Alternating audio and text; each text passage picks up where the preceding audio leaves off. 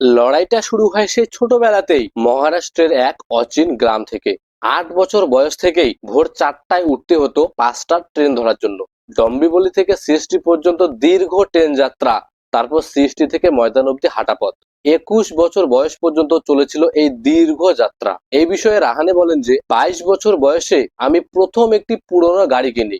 যদিও অর্থনৈতিক দিক থেকে এটা আমার কাছে খুবই চাপের ছিল, তবে এও ঠিক যে প্রথম 2 বছর ট্রেনে চড়ে রঞ্জি খেলতে যাওয়ার অভিজ্ঞতা আমাকে আরো বেশি ভালো পারফর্ম করার জন্য উৎসাহিত করত। তার জন্য আমাকে প্রতি মুহূর্তে নিজেকে আরো বেশি প্রমাণ করতে হতো, আরো বেশি নিখুঁত হতে হতো আমার রান তোলায়, আমার টেকনিকে।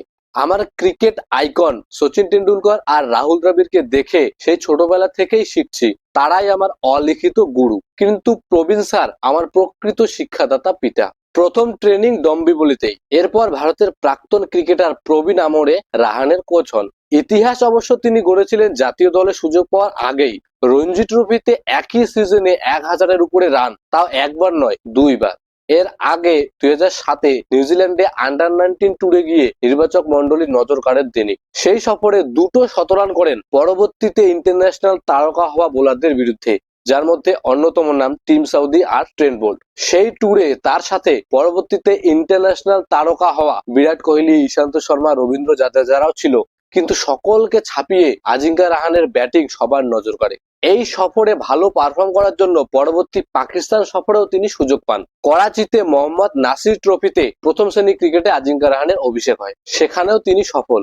সাহিল কাকরেজার সঙ্গে জুটি বেঁধে 247 রানের একটা পার্টনারশিপ করেন। অভিষেকেই তার 147 রানের ইনিংস 19 বছর বয়সেই তাকে তারকা বানিয়ে দেয়। এরপরেই রঞ্জি ট্রফিতে সুযোগ পান। এরপর ইরানি ট্রফি, দলীপ ট্রফি সহ অবশিষ্ট ভারতেও তার ভূমিকা অবর্ণনীয়। খুব তাড়াতাড়ি এত সাফল্য সত্ত্বেও জাতীয় দলের টেস্ট টুপি মাথায় পড়ার জন্য তাকে অপেক্ষা করতে হয়েছে অনেক দিন। 2011-তেই জাতীয় দলের স্কোয়াডে সুযোগ পাওয়া সত্ত্বেও নভেম্বরের ওয়েস্ট ইন্ডিজ সিরিজ থেকে 2013 জানুয়ারি পর্যন্ত দীর্ঘ সময় তাকে রিজার্ভ বেঞ্চে বসে কাটাতে হয়েছে।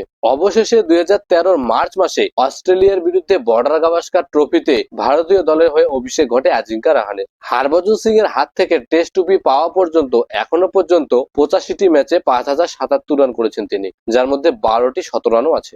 বিরাট কোহলি ক্যাপ্টেন থাকাকালীন তিনি দীর্ঘ সময় ভারতীয় টিমের ভাইস ক্যাপ্টেন ছিলেন। আজিঙ্কা রাহানের নাম যখনই মনে করা হয় তখনই তার সাথে জুড়ে দেওয়া হয় 2021-এর সেই বর্ডার গাভাস্কার সিরিজ। প্রথম ম্যাচে ভারতীয় টিম মাত্র 36 রানে অল আউট হয়ে যায় এবং বিরাট কোহলিও ভারতে ফিরে আসেন। সেই অবস্থা থেকে ভারতীয় টিমকে টেনে তুলে সেই সিরিজটা ভারতকে জেতান।